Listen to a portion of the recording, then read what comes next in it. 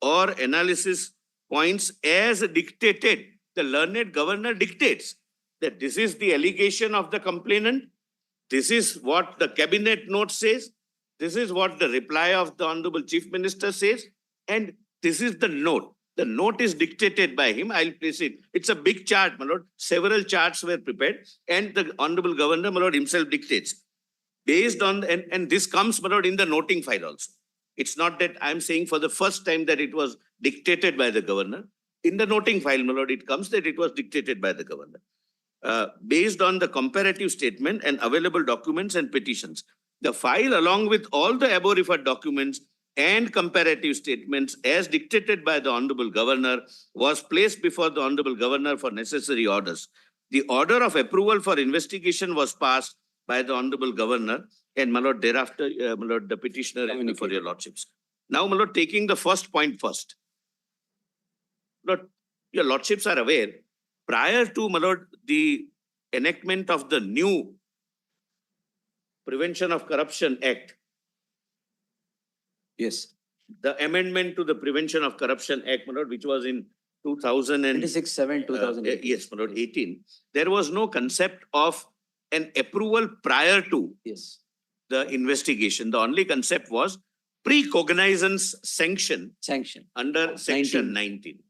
My lord, for the first time, 17A comes. My lord, your lordships have read and reread this provision, but only read kindly, my lord, on my request, Yes. page 8, page 8, only subsection 1. Yes, sir. No police officer shall conduct any inquiry or investigation into any offence alleged to have been committed by a public servant under this act. It doesn't talk of BNS or IPC.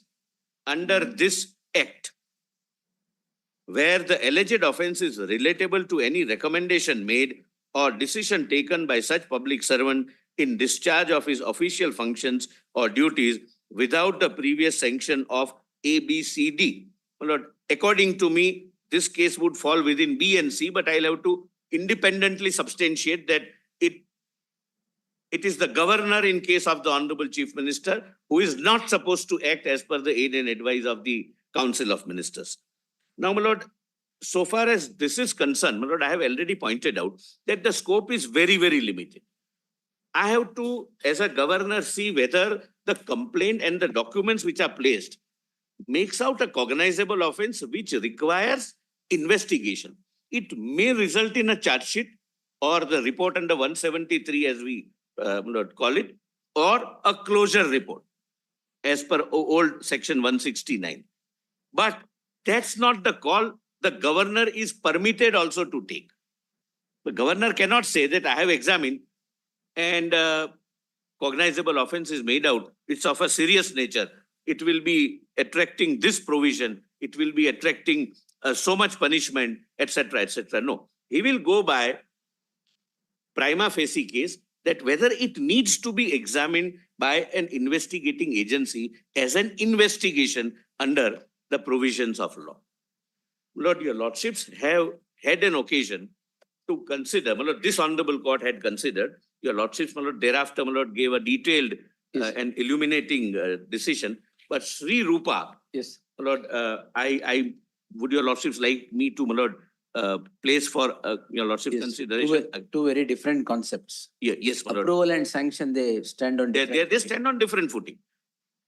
The parameters are different, the considerations are different, the way in which you deal with the application is also different. In that case, there was nothing said.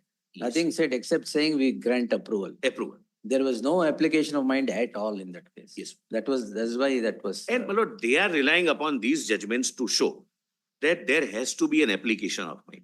My lord, in my respectful submission, so my lord, I am placing it, my lord, but I'm not reading, my lord, this judgment. Lord, kindly see what would be the scope of the power, my lord, because your lordships would be laying down the law in while deciding this. Not only with reference to a scenario where the Honorable Governor, who is a constitutional functionary, is deciding the approval issue of the Honorable Chief Minister, who is also a constitutional functionary. 17A applies across board. Yes. in case of a tehsildar or a patwari, maybe the tehsildar is or deputy collector is this authority under 17. 17A. So what is the scope of his inquiry? What is the scope of his application of mind? Whether to exercise 17A power as requested by the complainant or not to exercise. Lord, that broadly, in my respectful submission, we can get assistance, my Lord, from Lalita Kumari Judge. Yes. That your lordship would find at page 12.